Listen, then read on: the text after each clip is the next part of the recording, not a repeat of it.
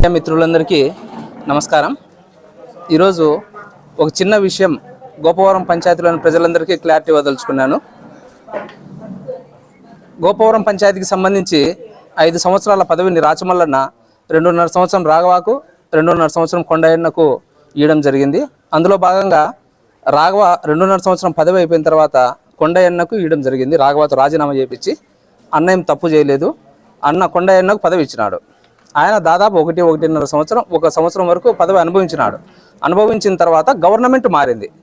Government మారిన తర్వాత వ్యాపారస్తునైన నన్ను మీరు రాజకీయాలలోకి తెచ్చినారు. గవర్నమెంట్ మారింది, ఆడ అంగట్లో కూర్చోంటే కనుక నేను వ్యాపారస్తుని రోజు ఎంతో కొంత సంపాదించుకుంటానే.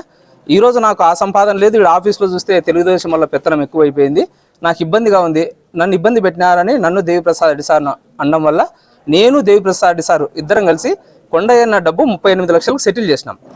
కొండయ్యన్నకు ఆ పొద్దు తీసుకొని ఈ పొద్దు నుంచి ఇబ్బి నాకు ఈ రాజకీయాలకు సంబంధంలే, ఈ పంచాయతీ ఆఫీస్కి సంబంధంలే అని చెప్పేసినాడు.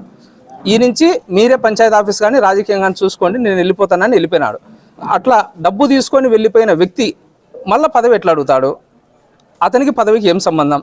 2, ఒకవేళ నేను దేవిప్రసాద్ రెడ్డి సార్ కలిపి 38 లక్షలు ఇయ్యలేదు అంటే కనుక ఇచ్చినామని నేను కాణిపాకం వచ్చి ప్రమాణం చేస్తా. నేను దేవిప్రసాద్ ఇద్దరం వచ్చి ఇయ్యలేదని మీరు ప్రమాణం చేయండి.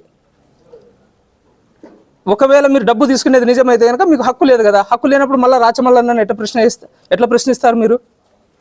కాబట్టి ఈ తప్పుడు విధానాన్ని, ఈ తప్పుడు పద్ధతులను గోపవరం పంచాయతీ ప్రజలు గమనించాలని. ఏదైతే డబ్బు తీసుకున్నావో ఆ రోజు సాయంత్రమో మరుసటి రోజు నువ్వు కాశీకి పోయినావు, దేవుని కాడికి పోతా లెక్క తీసుకుని పోయినావు. ఇది అబద్ధమా కాదా చెప్పు. డబ్బు తీసుకున్న తర్వాత మళ్ళీ నీకు ఎట్టొస్తుంది పదవి? ఈ విషయాన్ని కూడా గుర్తుపెట్టుకోవాలని కొండయ్యను తెలియజేసుకుంటూ సెలవు తీసుకుంటున్నాను.